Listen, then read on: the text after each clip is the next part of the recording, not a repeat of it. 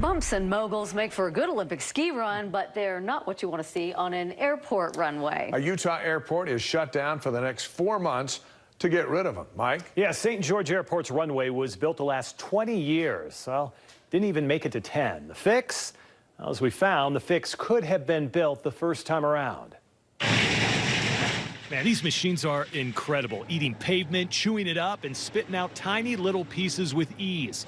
It's kind of fun to watch. That is until you understand where it's happening. We are going to start pre-boarding for you. This would be perfectly graded out when we first started. Why it's happening. Global Services customers, you're welcome to pre-board. As you could tell, it was extremely bumpy and wavy. And how much it's going to cost. Not just to break down and rebuild, but how much it's going to cost those affected.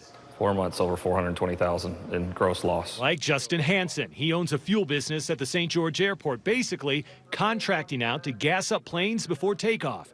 But since 0 planes are taking flight from this construction zone of a runway for the next 4 months, he's basically out of work. The airport shut down. That's a third of your year out of business, so it's a major deal. A major deal he says never should have happened. We invite you to sit back, relax. January 2011, video of the first flight from the new airport as St. George opened the runway for business. 3, 2, a lot of smiles and happy faces celebrating the $160 million fully functioning airport. What they did not know, you have no idea how bad it stinks. Is just 2 years later. It is what it is, and we have to fix it. They would find a 1-inch crack in the runway. Now, it may not sound like a big deal, but airport manager Rich Staymeyer tells investigative producer Mark Stevens, once a little water makes its way underneath the pavement, problems begin to surface. As the years went by, we noticed the heaving start to move off the shoulder into the runway. All right, did you hear the word he used there? Heaving. The original flat and smooth runway was no longer flat. There were now bumps, and if you're curious how it looks to land a plane on an uneven runway, better yet, to get a feel for those bumps, You can see out here on the asphalt how bad a lot of this is. we took a drive off to the side of the runway, and it is evident passenger safety could be an issue.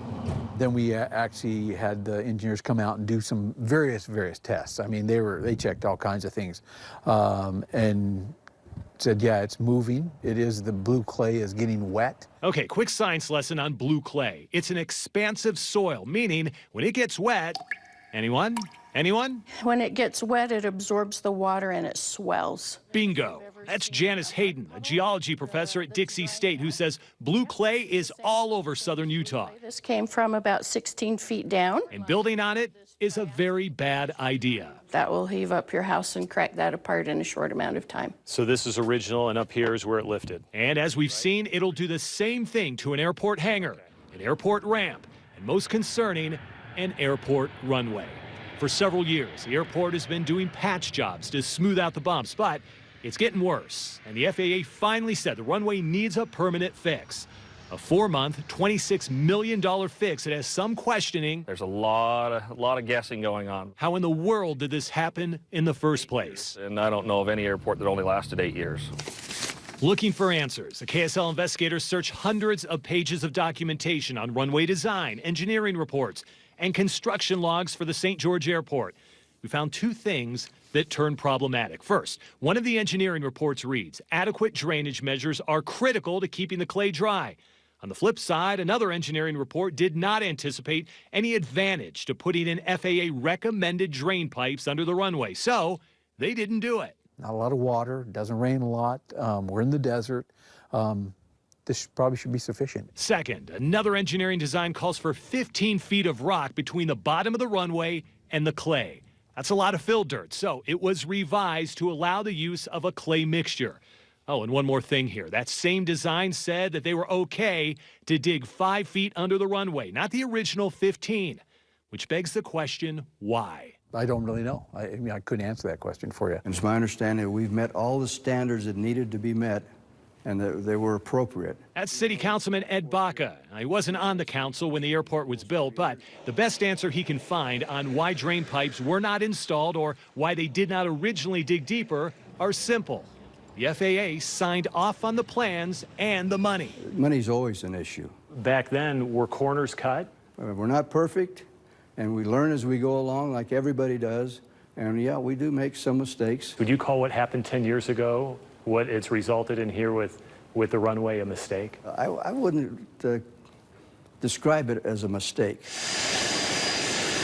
Most runways in the U.S. last anywhere from 15 to 20 years. This one has lasted 8.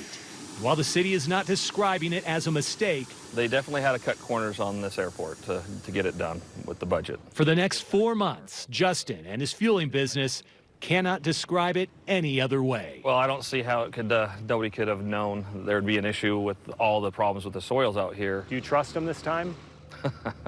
I hope so, but I don't know if I really trust what's going to happen long term. All right, so what are they doing right now? Well, this time they are digging out 17 feet of clay, installing drain pipes and a moisture barrier to keep future water out. Many of the original recommendations. So where's all the money coming from to do these repairs? Well, a big chunk of it is coming from the FAA, including some of the fees that are tagged onto those tickets. So anyone who is buying tickets, well, they're helping to pay for this airport, or more specifically, the runway. Okay. Thanks, Mike. Yep. They got to get it fixed, right? That city is booming. Yeah, and they're expecting 4 months, so hopefully it gets done in time and done correctly. Yeah, let's hope. Yeah. Thanks.